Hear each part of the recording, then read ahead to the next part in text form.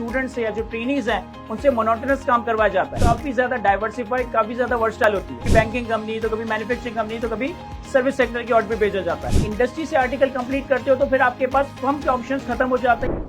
Industry articles या firm में articles, जितने भी कैफ के क्वालिफाइंग अटेम्प्ट के स्टूडेंट्स हैं जो कि इंडक्शन के लिए एलिजिबल है, उन सबके जहनों में, उन सबकी जुबान पे एक ही सवाल है कि सर हमें अपनी आर्टिकल्स इंडस्ट्री से परस्यू करनी चाहिए या फर्म्स की इंडक्शन की तरफ जाना चाहिए।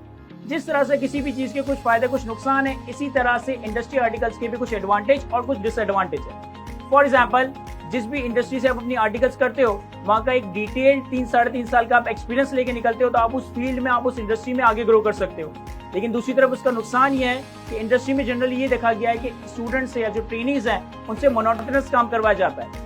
इसी के कंपैरिजन में अगर हम फर्म्स की बात करें तो यहाँ पे आपका एक्सपीरियंस, यहाँ पे आपकी आर्टिकलशिप काफी ज्यादा डाइवर्सिफाइड, काफी ज्यादा वर्सटाइल होती है। रीजन बीइंग कि आपको डिफरेंट टाइप्स ऑफ कंपनीज के ऑडिट पे भेजा जाता है, कभी बैंकिंग कंपनी तो कभी मैन्युफैक्चरिंग कंपनी तो कभी सर्विस सेक्टर की ऑडिट पे भेजा जाता है।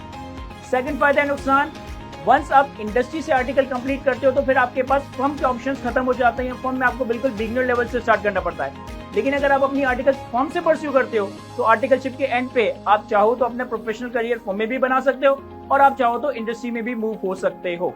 और तीसरा पॉइंट, इंटरनेशनल मोबिलिटी के हवाले से, जितनी भी फर्म्स यहाँ पर है उसमें ज्यादातर फर्म्स किसी न किसी इंटरनेशनल फर्म का पार्ट या नेटवर्क फर्म होती है।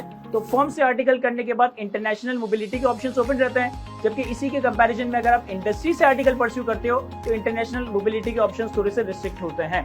तो आई होप कि इन 3 डिफरेंट पॉइंट्स की बेसिस पे आपकी जजमेंट, आपकी डिसीजन मेकिंग में कुछ हेल्प होगी कि आइदर हमने इंडस्ट्री से आर्टिकल को परस्यू करना है या फिर फर्म से आर्टिकल को परस्यू करना है। Thank you.